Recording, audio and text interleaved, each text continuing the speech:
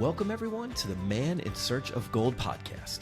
I'm your host, Eric Mangold, and I'm the founder of Argosy Wealth Management. This is the show where we share ideas, strategies, and history to help you improve your life one financial move at a time. Let's get started.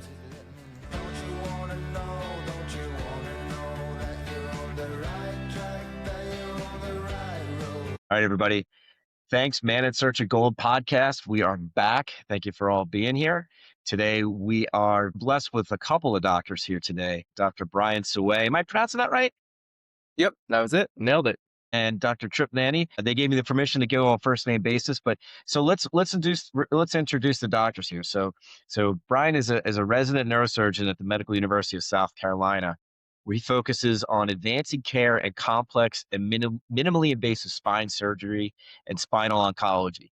With over 6 years of experience in neurosurgery, he contributes to clinical and translational research to improve outcomes for patients with spinal cord pathologies. It's actually a topic that's pretty near and dear to my heart, because I never shared this with you, Brian, but my dad had 3 spinal fusions, and when he died at 60, and we always said on the death certificates, it said sepsis was the reason he passed away. We said he passed away from a bad back. His back his back failed him, but we can talk more about that. Now I've got to Tripp. Tripp's a current member of the Colorado Brain and Spine Institute private practice neurosurgery group in Denver, Colorado, and also serves on the community of South Carolina through his affiliate professor position at the Medical University of South Carolina. So he's actually going back and forth between Colorado and South Carolina. After a few difficult years during early practice and discovering his own personal recipe for aligning all his goals, he turned his attention to helping make other doctors' lives easier. And I'm really going to get into that today too. Through his company, Doctors Firm, he assigns doctors their own personal agent, an experienced doctor with real-world experience who helps other doctors take care of any personal, professional, financial, or legal matter or burden they need support with, so they can focus on their practice and building the life that they deserve. Okay, so guys, welcome to the show. Thank you for being here. Thanks for having us. Eric. So, I always like to start where it all started. So, Brian, I'll start with you. Where'd you grow up? Yeah. So I grew up in Maryland. I was born and raised in Brookville, Maryland. My dad was a physician, and my mother, she was a stay-at-home mom, and I have just one other brother. It was great upbringing. Ended up going to undergrad at UNC Chapel Hill. Go Tar Heels. Didn't do too hot in this March Madness, but hey, we have a couple championships under our belt, so it's okay Yep. to get knocked out the first round. But went to UNC Chapel Hill, and then went to Virginia Tech straight out of med school, or straight out of undergrad, went straight into med school at Virginia Tech, and then straight from med school went into residency, where I'm at now at Medical University of South Carolina in Charleston, South Carolina. And now I'm here, and like you said, I'm specializing in spine surgery, so kind of all flavors of spine surgery, including spinal cord injury, trauma, doing fusions, doing decompressions. And I understand that this is a podcast about finance, and I would say that my upbringing had very little to no financial education at all. So, and I think as we go into these conversations, you'll learn that is pretty common within the medical field. And I think something else that I think is relevant to my background is, a lot of people who are doctors take years off, whether it be after undergrad or after med school or between med school. They're taking different jobs or doing research. I was in a more unique position where I went straight through everything, and that's why I thought it was relevant to mention that, because really this is going to be the first job I have ever once I finish residency. I've worked small jobs throughout summers, like being in a kitchen or working at restaurants, but this will be my actual first legitimate job, and contract negotiations and all that. And it's pretty daunting. And the thought of actually making money is almost more scary than exciting. So Interesting. Yeah. Now, and Tripp, I want to touch on you now. Now, your dad was a physician. What kind of physician was he? What did he specialize in? He was internal medicine, and okay. My father is from Colombia. He immigrated when he was I think he was 16 or 17. And he just comes from a background of just just put your shoulder down and just work hard and just hustle to get things done. And he instilled a lot of that into me. instilled a lot of just being frugal, being smart with money, and not looking to be extravagant, I guess is the way to put that. I think we had a great upbringing, but I know that he worked incredibly hard to make sure that we were comfortable, but he made sure, like I said, he would make us work throughout the summers. We always had small jobs, so we were trying to do it. And again, it was this being a financial podcast, I think it's relevant to know some of that upbringing, so you know where my head is at. Yeah. Yeah. Well, it's interesting with your journey. When did you feel that medicine was going to be your career calling? Was that at an early Yeah. age? Was that undergrad? I think that just seeing my dad and seeing how happy he was working hard and having a purpose, and I think one of the things that really always struck me was that him working in the community and taking care of patients, our family members, our friends, everyone in the community. There was just this level of respect that everyone had for him. And I thought that was really important. And he got that respect because he worked hard and he cared about people. I Yeah. thought that was something meaningful where, again, he was working a job that he was able to be financially comfortable, but simultaneously he was doing something that he felt was really benefiting the community, and that was reflected with how people saw him. And I thought that was something that really resonated with me. And then was always on the back burner of like, oh, that would be really, really something I would love. And then went to undergrad, studied biology and psychology, kind of just I did some shadowing and just thought it was the right thing for me. I think you meet a lot of people who are doctors that kind of stumble upon it because it was part of their just within their family, like they come from kind of lineages of doctors. And my dad was the first doctor, so he definitely did have a big influence on me. But yeah, it's definitely something that I felt a calling to, and I'm so happy I chose it. Nice. Okay, Tripp, your turn. Where did you grow up? Where did it all start? Thanks, Eric. So I grew up in North Carolina in Charlotte, and I also am a Tar Heel. There you go. Go Heels. All right. Went to Chapel Hill for undergrad and med school. And I was the only neurosurgeon that graduated from UNC Chapel Hill Med School my year. So I from that time I felt like I was doing it on my own in a lot of ways. You know what I mean? Going through the match process and trying to understand, how to get a good residency and yeah, taking care of my finances. I mean, one parallel I have with Brian, I would say, and it wasn't my father, my grandfather. He grew up in the Depression, right? He was a Southern farmer in Eastern North Carolina.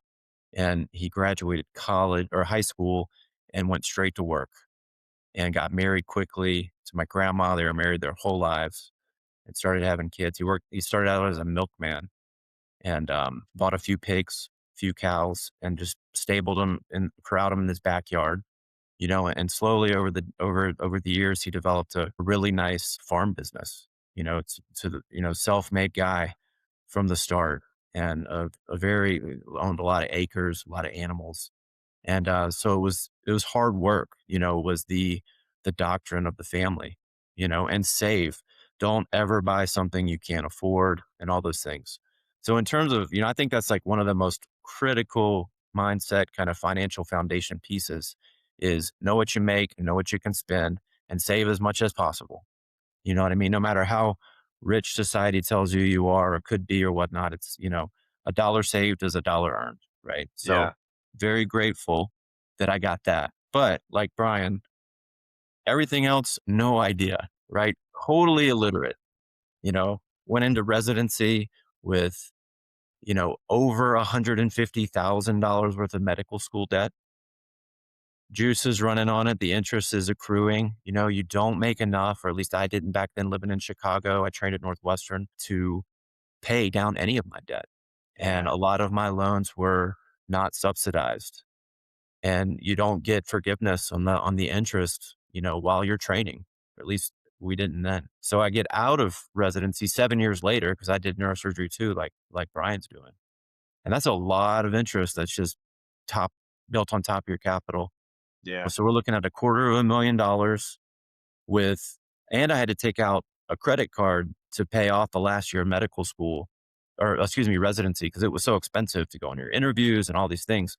So I come out at 34 with a ton of debt. And like Brian, I get my first real person job, at 34. when a lot of folks, have been in the workforce for a decade, graduating from Chapel Hill, a lot of my friends were, doing really good jobs and, were way ahead of the curve already. And I was basically like a 34-year-old kid, from a financial perspective. I didn't understand the terminology, even inflation. Like I didn't even grasp like basic economic concepts. I got a big sign on bonus when I started my first job. And I probably, in hindsight, I should have just paid off a huge portion of my student loans or put money on a home or something where I could let my money build. But I liked having that much money in my bank account. Like it felt good and, Yeah. making no interest. You know what I mean? Which is a bad financial principle, which you probably would have told me not to do. Right. So I think it is a really common problem for doctors to come out. We're only trained to do one specific thing. And if we're subspecialized, it's really a small thing. And all the other stuff in life piles up on you. And when you're starting out and you're trying to make your name for yourself and your reputation, get good reviews from your patients, and it's a daunting task to do the rest of your life. Yeah. Yeah. It's kind of amazing that there's so little financial education in undergrad, med school, like anywhere. And it's just, and then, you get into residency. I mean, Brian, what are you working on for hours per week right now? 80, 90, 100 hours? Yeah, it gets better your chief year, but I think we're definitely like your junior year.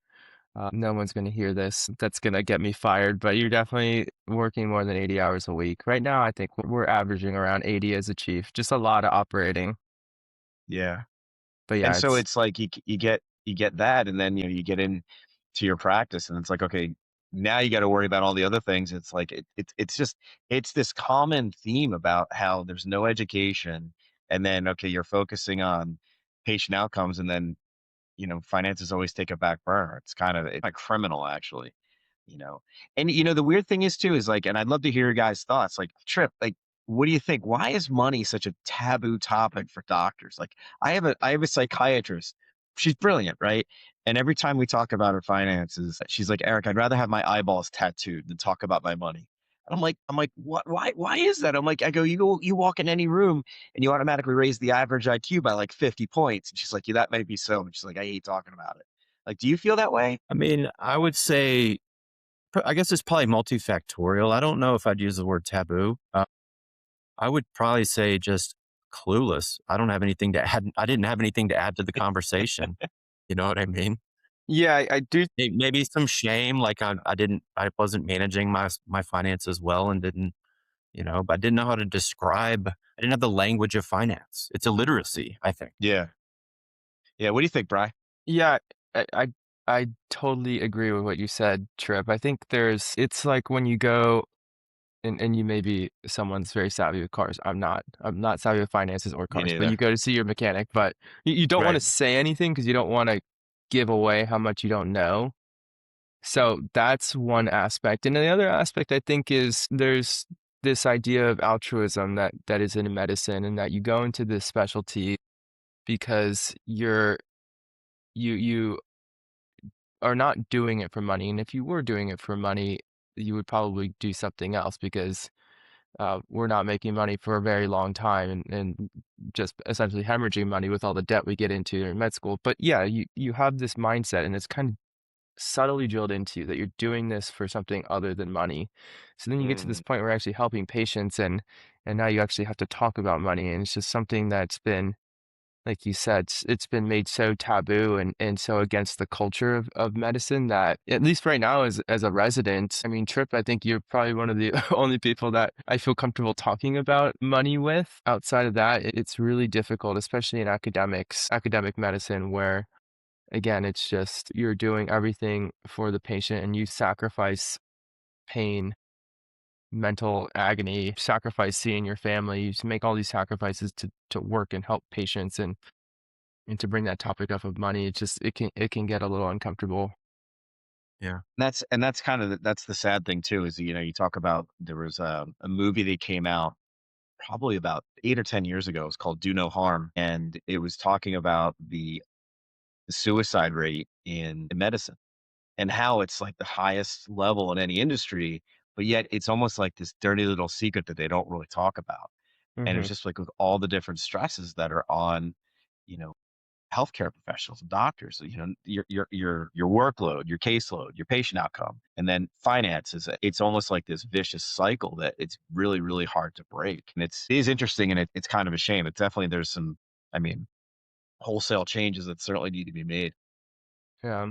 Now, Brian, when you went to Virginia Tech, did you specialize? How did you know you were going to get into spine, like spine, backs, neurosurgery? Neurosurgery is what so you go into neurosurgery and then you can subspecialize, and within neurosurgery, I'm doing spine. So I made the decision during med school to go into neurosurgery, and the decision there, I think everyone has a bunch of different reasons for going to neurosurgery. I have two. There's like my interview answer, which is like when you're on the interview trail, what is the political thing to say? And I was like, oh, it was, I get this. It's an incredible opportunity where you're meeting patients you're the last doctor that they can see.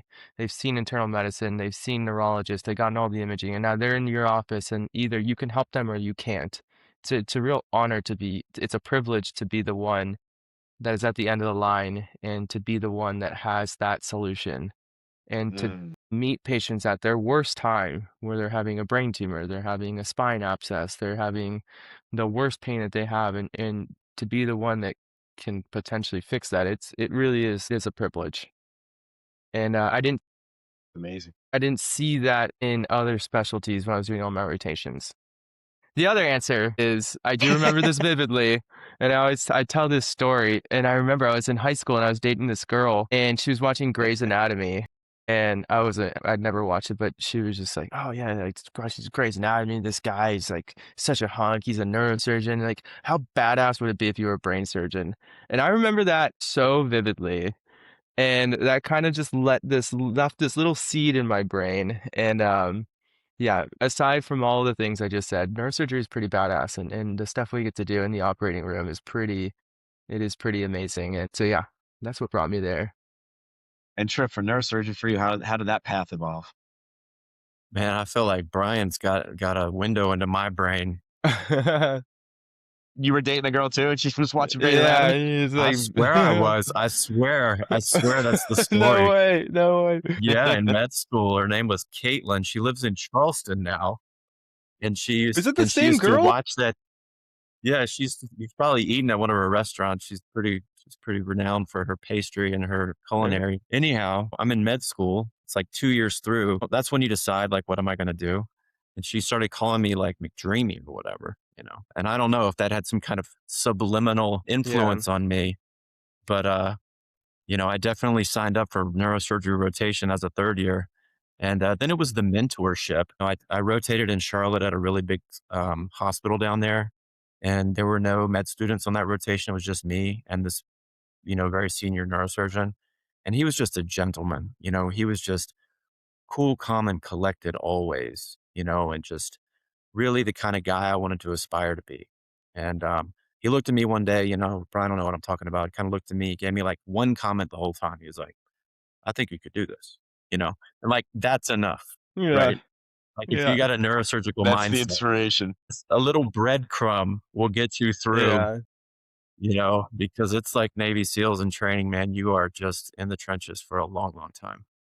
Well, So with that specialty, do you guys see other people trying to get into neurosurgery and not making it? yeah, I think it's definitely one of the most competitive specialties. It is one of the or the most competitive specialty. It's usually, neurosurgery, plastic surgery, dermatology. They're usually kind of interchangeable of how competitive they are. But there's obviously a lot of self-selection, and you kind of realize early whether or not you can actually make it. But I mean, it is not easy to get into neurosurgery. The gates are pretty well kept, and I mean, whether it's by design or not, there is a neurosurgical shortage, and we're definitely in high demand. And I think it's not for everyone, and we definitely, like I said, keep the gates pretty tight. But I was going to mention.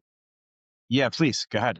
I was just going to mention that, since we're on the topic of deciding on what brought you to neurosurgery, I do remember during med school, it's like you can't not talk about it. It's like, oh, what is the highest earning specialty in all of medicine? And it's consistently neurosurgery. And you try to not make that part of your decision process, but Tripp, was that ever part of it? It's like, it's hard not to think that, right? Percent. Yeah, it became a very, left brain logical decision, right? It's like, I Yeah. really enjoy this. It's really hard. I want to be the best.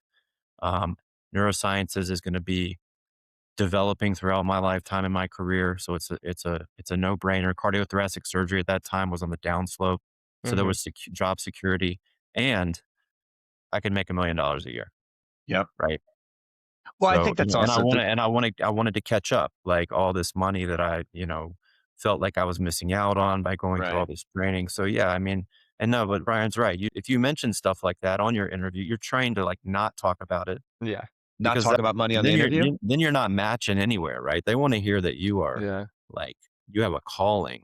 And Yeah. even when you Yeah. get into training, you never talk to your attending bosses about your money or your finances. Like in my training program, there wasn't much talk of like your life outside of the hospital. There was very little like development of like friendship or, you know, caring for your personal development. It's really, because it's really about, you're here to train to become the best neurosurgeon I can make you, because you're going to carry the banner of my training program.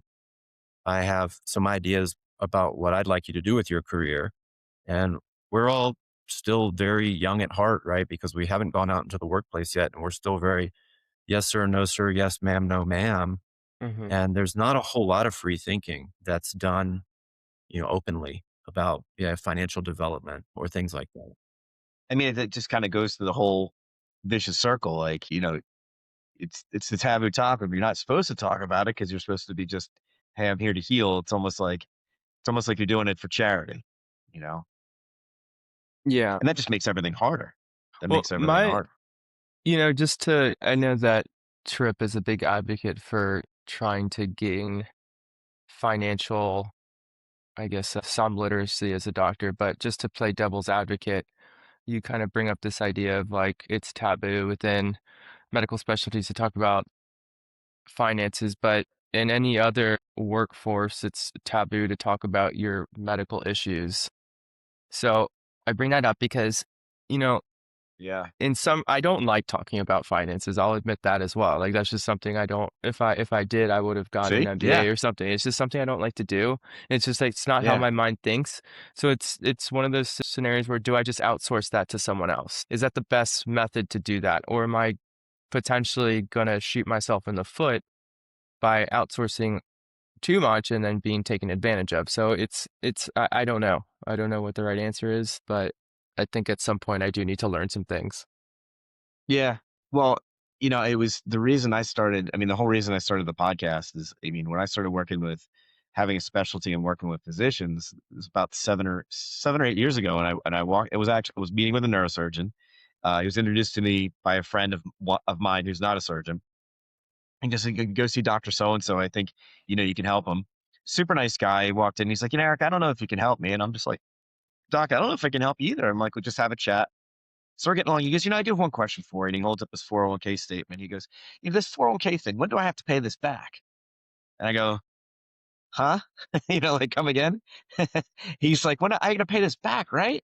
And I go, no, this is your retirement. This is money going into your own retirement. He's like, I kind of thought that, but I wasn't totally sure. Maybe we do have some stuff to talk about, but like, and at the time he was there, a brilliant, brilliant guy, but just didn't have the acumen for finance. And he had been there for about 12 years. So there was a nice piece of change in his 401k. He's like, oh, this is mine then. I'm like, yeah, this is yours. Right. But it just came to the fact that he just, a lot of times, you just need that wingman to be Yeah. there for, that could specialize. Just kind of like, I'm not going to start going and doing neurosurgery on anybody, because so would outsource it to you guys. You know what I mean? Right. I think that's a big part of it, is kind of knowing your silo and knowing your area of expertise and knowing the things you're good at and things you're not good at, kind of like I could change the oil in my car, but my mechanic's going to do that because he's going to do a better job. He's going to do it faster. Yep. Yeah. Yeah. So now I enjoy asking this question because I know you get a lot of training with cadavers and everything, but when you're the first time in the operating room with a live body and that, scalpel to skin type of thing, What is that feeling? Huh. It almost feels it feels very long ago. I mean, it's just I'm very nervous. You're like kind of heart's pounding. It's like when you're like walking out on stage to give a speech where like if you have any so it's just like, oh God, like let's go. You're in the moment, you're getting pumped up. But then it just becomes more and more like right now there's you don't get that same rush, do you, Tripp? Walking in, making an incision anymore. I mean, you still get excited when you have like got a really tough part of a case, but yeah, man, it feels so long ago. But Honestly, it's a feeling that morphs, and yeah, there's still a lot of angst. Yeah. I'm always worried the night before surgery, no yeah, matter how routine, because I'm worried about my patient. yeah, Yeah. But there's also a level of confidence and swag that develops over time, and that you got this, yeah, and that you're the best neurosurgeon for them, and you know exactly what you got to do, and you know, and when it's the total trauma and chaos, right? Like that's when I'm like the most calm, which I think Mm. is probably why I'm pretty good at neurosurgery. Like put me in a trauma bay with a bunch of yelling and screaming, and like that's my zone. mm-hmm. Put me in a quiet library, and I'm like, what's wrong in here?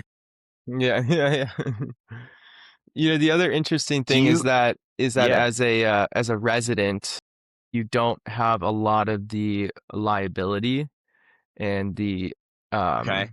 I don't want to say responsibility because of course there's a huge responsibility of being the one that's operating on someone, but you get a lot of privilege as a resident to push yourself throughout training, knowing that you're attending there who's kind of backing you up. He's watching you, making sure you don't make the wrong moves. Again, you have a bailout.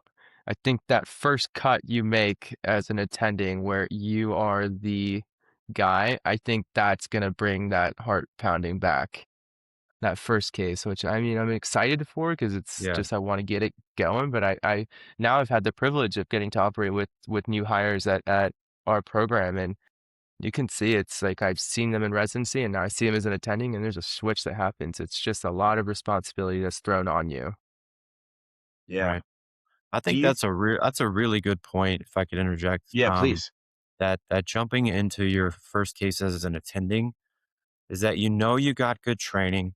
Like in the back of your mind, there's still some fear and doubt, right? But you in the forefront, you got good training, and now you're like, I've got to. Now it's the practice of medicine, and you get in there and you start doing it. But your first 3 to 5 years, you're figuring out how to do cases that you've always done the way that you want to do them, the way Hmm. your style. And it's during that time for me when you're dealing with all this finance stuff and like life building crap, in the background at home waiting for you. Right.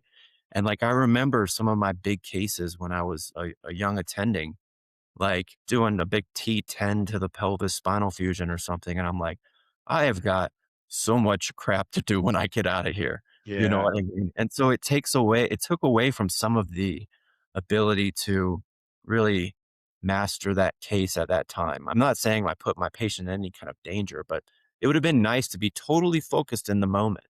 Yeah. And that's really hard to do. I think the way that kind of our jobs and are set up with, so many hours on the job and so little time to dedicate to everything else in life that's super important. Yeah. For your specialty, there when you're trying to get in, and Brian, you're talking about how like the bar is kind of is pretty high to get in. When you're maybe Tripp, maybe this is a question for you, right? Like if you're looking for someone that wants to get into neurosurgery, because you guys, you're not arrogant, but you have that like cocky confidence. They're like, like put the ball in my hands if we're on the goal line. It sounds like you need that in your specialty. I mean, Yeah, when you see somebody new that wants to get into your world, like Yeah. if you feel that they don't have that cockiness, you're just like, hey, you know what? Maybe this isn't for you. My attendings always say, be confident, not cocky. Yeah, there's a line for yeah. sure, Yeah. for sure. We So yeah. yeah Go ahead, Brian. I'd like to hear what the chief resident feels about it. Yeah, no, well, we do have a pretty intensive process to get into neurosurgery. So of course you got to go through med school, then you got to take your boards. So you get an actual score, and we used to get just 2 tests that gave us 2 distinct scores. And now there's only 1 test, but regardless, you have a written test that we look at and we say, this is how smart you are, essentially. And then we have them rotate with us for at least a month, where they're in the operating room, and they need to be the first ones in the door. They need to be the last ones out the door. They're there Okay. every single day at every case, and we push you. It's almost like trying to whatever, like equating to like the Navy SEALs, whatever Hell Week. It's we push them and see how much they can take, and it's because you need to be able to rule out the people that can't handle that pressure. It's inevitable that in neurosurgery that you're going to be in high pressure situations where you're needing to make decisions that's going to be the life or death of patients, and we're trying to suss that out in these applicants. And like I said, you have a month where they rotate with at least us, and then you go throughout the country and rotate with the other neurosurgical specialties where they're doing the exact same thing. So I think the lowest point in my career thus far was when it's called being a sub intern. It's just the lowest of low. But man, it was. What year is that? Was that your first year? That is between your 3rd and 4th year of med school. Yeah. Gotcha. Okay. And that's where you really kind of put through that gauntlet. And it's great because we get to really assess them and really see, and we want them to act like a resident. We want you to treat you like a resident, be in the OR. How are you going to handle this? And you can quickly figure out who can and can't. Yeah. So were there times when you were running that gauntlet that you're just like, man, this, like we equate the Navy SEALs, they say with Hell Week, every Navy SEAL, even the ones that make it, they all think about quitting at some point. It's just those that don't quit, that just say, no, I'm not going to quit no matter what, are the ones that make it through. Was there a point in that gauntlet where you're just like, man, I don't know if I'm cut out for this? Or are you just like, no, I'm okay. I'm weathering the storm here. You definitely meet applicants that say this isn't for me. But for me, I always thought, I know what I want. I know neurosurgery is for me. I know I can handle it. Thankfully, this amount of suck is a distinct amount of time that if I can just put my head down and get through it for those 3 months of your sub internship, then it's fine. And then residency, intern year sucks. It's just a year. I can get through a year. Junior residency is years 2 and 3. I know once that's done, I'll be okay. So you kind of just for me, I was like, just work hard, and I know it's going to end. So yeah, that was at least my mentality. And Tripp, did you have that experience too? It's very accurate. Breaking up into chapters. I got to get this done, and then I can get that done, and then I know I can do that, so on and so forth. I think a hardworking mindset is absolutely essential. You cannot be lazy and be a neurosurgeon. I think confidence grows with time. And I think humility, actually, the balance between confidence and humility is important. You do not want to work with people that lie. %. So, one of my attendings used to ask, well, are they smart? You'd say, no. You'd be like, well, are they honest? Yes. He's like, we can probably work with them then.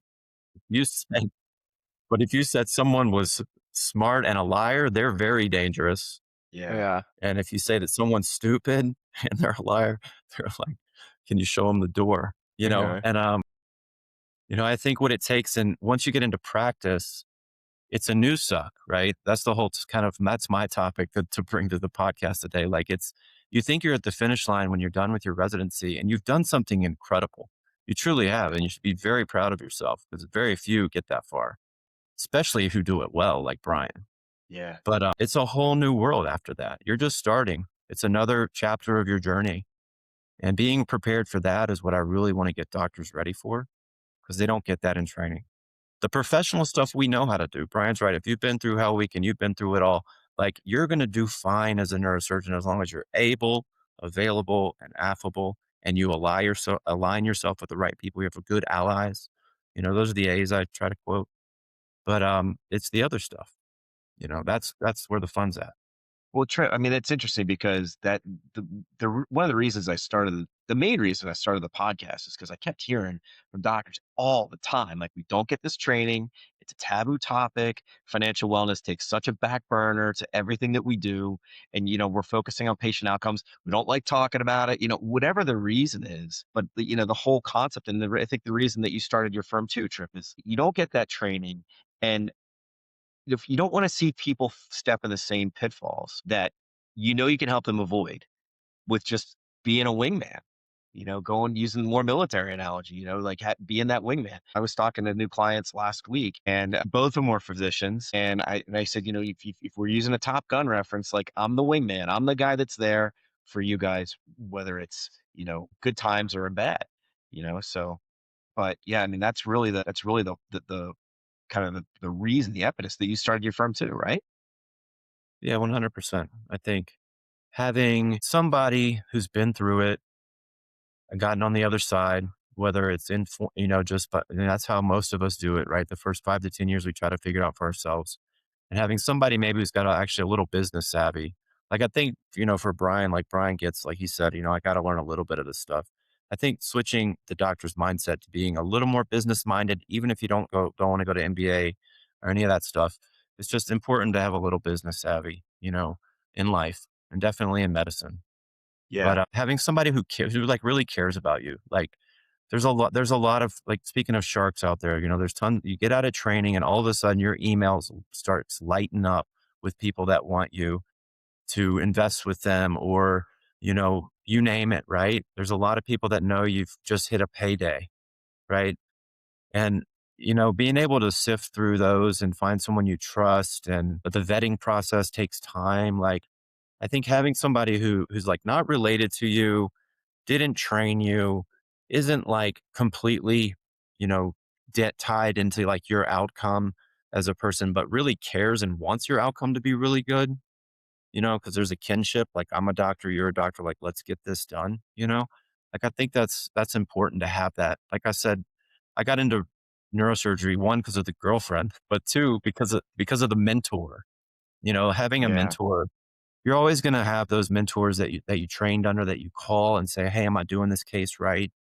But having somebody you can call and be like, "Yo, what do I do about my taxes?" Like, "Did you have to deal with that?" Like, "Yeah, man, let me tell you about it." Yeah. I think it's important to just find somebody. Life is all about finding the people that help you and then giving back, in my opinion. Yeah. 100%. Yeah. It's interesting because, you talk about, like, Brian, you touched on it uh, earlier about, like, okay, as soon as you're done residency, like, okay, now I've got contracts to negotiate. How do I do that? And I think that's a good alignment with what Tripp has put together, with giving you that ability to know kind of the ins and outs of some things to look for, and maybe some things to watch out for. Yeah, and I'm going through it now. So it's quite terrifying. It's great to have someone like Tripp in my corner it's willing to help and willing to give some insight. I think I guess what Tripp is trying, I don't know, does the suck continue? Does it never end? Oh, Oh, you can make it suck less. How okay, about there we that? go. I like it. Yeah, But yeah, I that's mean, easier to. It's easier. yeah, I guess what you were saying resonated well, and trying to align yourself with good mentors and allies. But like, how do you find that in an actual like financial advisor? Um, there's that you said you get emails all the time about investors. I get emails all the time and LinkedIn messages all the time about people that want to manage my wealth or my future wealth. And like, I don't know who to go with. They all seem like probably well qualified, or they're all just trying to take my money. I don't know, but I probably need someone though. It's hard. I mean, I tell people, you kind of have to have that gut connection, like, when your internal radar Yeah. is feeling pretty good about somebody. And also, I always look at the thing is, is somebody that's there to manage your money, or are they there to be your wingman? Because it's not, what we do is, yeah, we manage money, but there's also the estate planning part, the tax planning part, the protection part. And it's, you know now that you kind of reach this first summit, I tell people, we don't want to lose what you just gained. We want to build on that.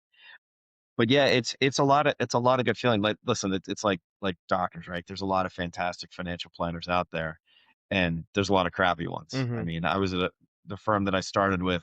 There was a guy that was was he had a tremendous number of clients. And I mean, he was the type of guy where if you shook hands with him, you had to check to make sure if he still had 5 fingers. Like I wouldn't trust him further than I could throw the guy, and yet people love this guy. Mm-hmm. And it was just, and it was like just you didn't feel right around him. It Right. was kind of like that's what I'm saying. Like the internal alarm went off. But Yeah. it's understanding of how do people align with what you're trying to build and what you're trying to protect, and not just say, I want to be Brian's financial advisor because I know he's a neurosurgeon making boatloads. Yeah. There is a sense of altruism in my business too, because I was talking to a client of mine Friday, and she got laid off. She was at HSBC for 38 years, and she got laid off, and the layoff came out of nowhere. And I had built a retirement plan for her, and we accelerated a couple of years because she got laid off, and yeah, everything's going really, really well for her, and she's got plenty of money to live on and enjoy. But she just said, she was like, I'm so glad that you were there for me. She said that when I got laid off, I called two people. I called my sister first and you second. And she's like, I just knew that you were going to be there for me. And I think there is that level of altruism that needs to it needs to exist, or you're just not gonna you're gonna come off as just greedy, I think. Yeah. But yeah, So maybe and Tripp, you probably get family members too. yeah, Tripp, what Yeah, was your please. process into finding someone that you were comfortable with and felt confident in? Yeah, I have to admit, right? Like part of the story, right, was that when I got out of training and I got, the payday finally came. It took me a long time to get my ducks in a row. I didn't have anybody for a long, long time.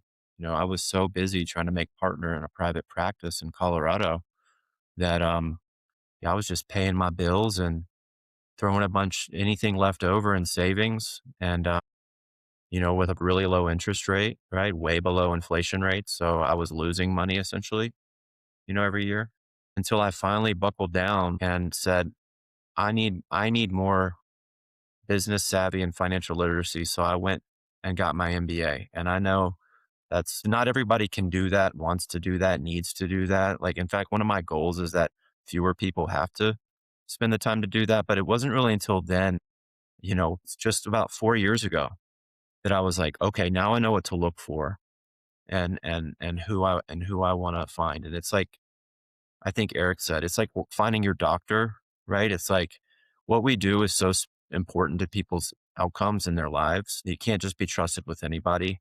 So I shopped around for a long, long time until I found somebody that was right for me. Wasn't too pushy, but available when I needed them. That's another thing about doctors. It's like when we got the time, we really need somebody to be there for us, because a lot of the time, we're just so engulfed in what we do.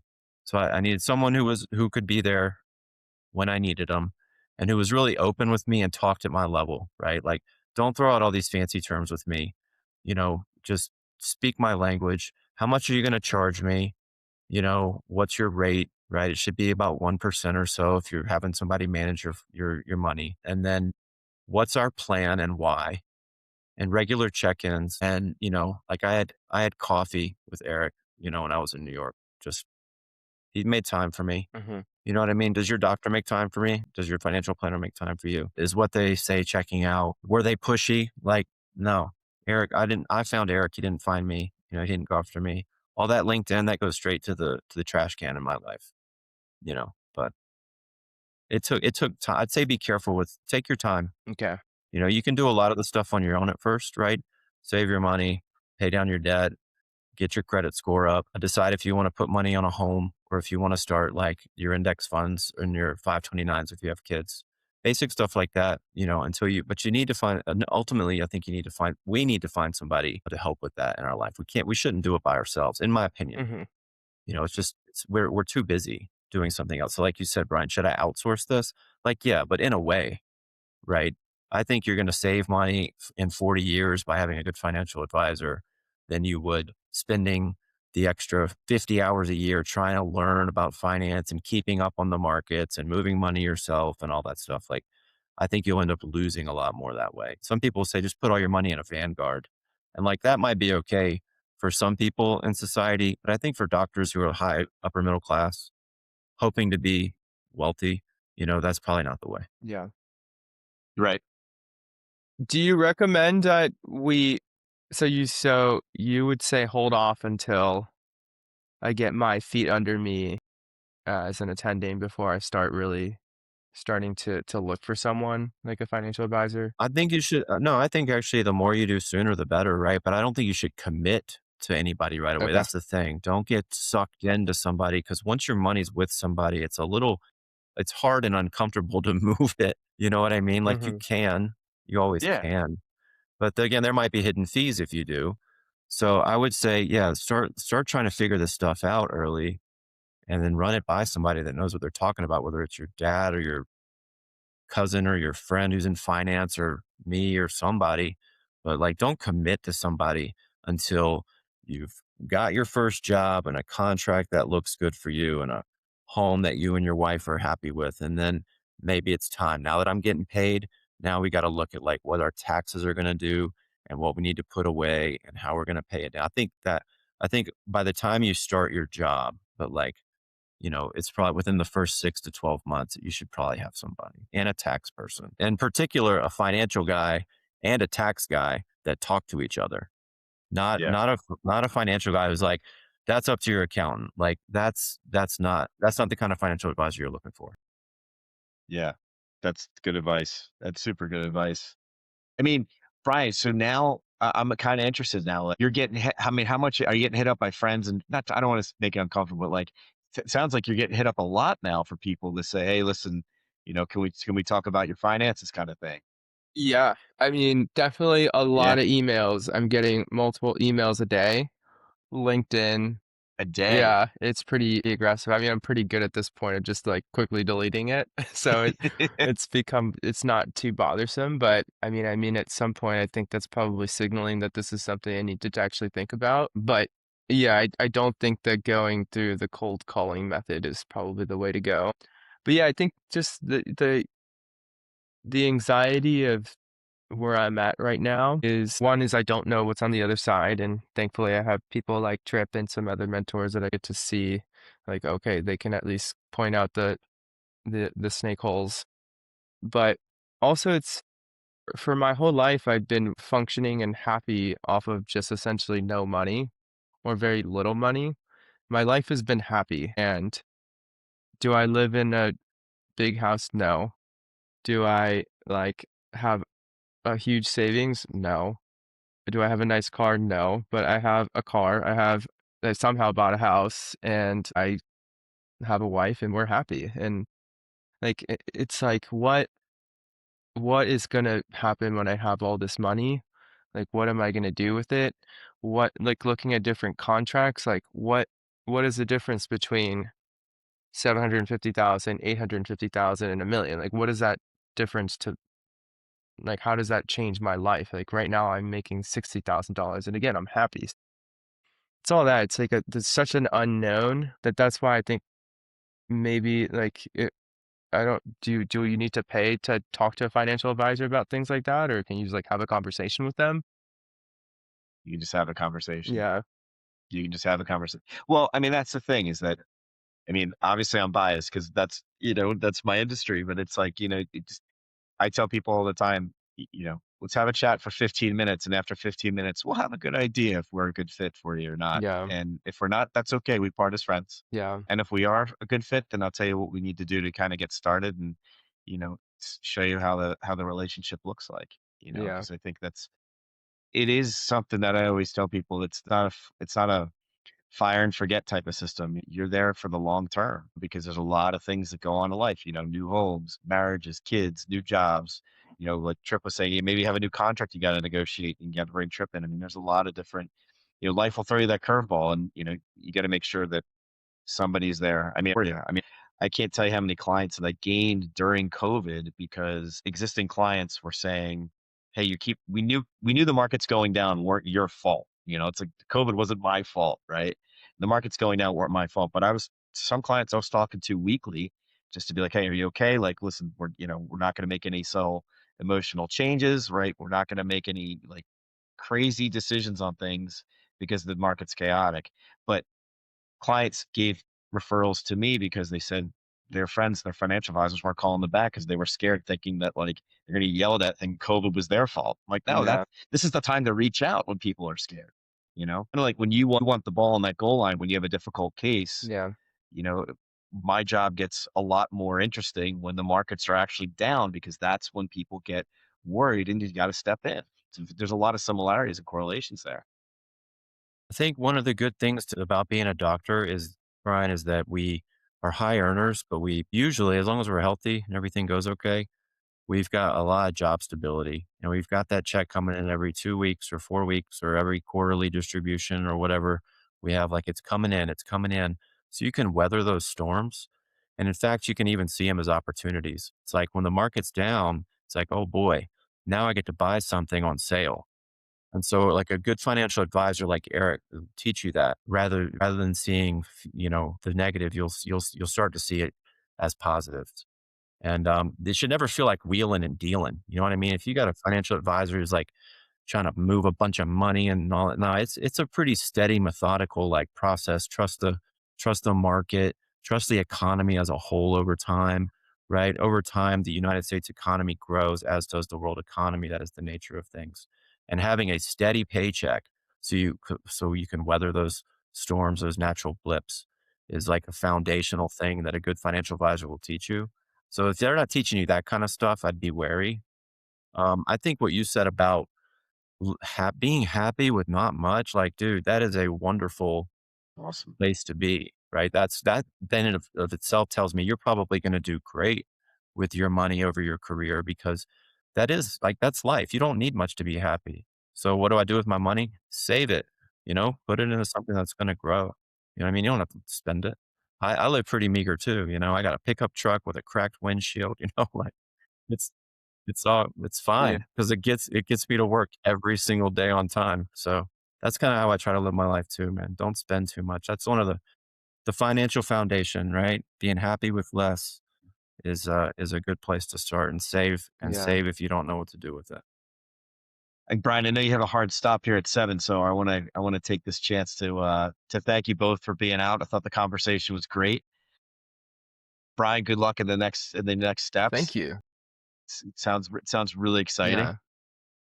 But yeah, guys, thank you so Yeah. much for being on the Thank you show. for having us. I think these are the conversations that we need to keep having. It is the word taboo, I think, sums it up very, very well within our specialty. And it would be nice to break that and get some literacy, get some confidence so that when I come out of this, I feel like I at least am not treading water. So hope to keep having conversations like this. For sure. Yeah.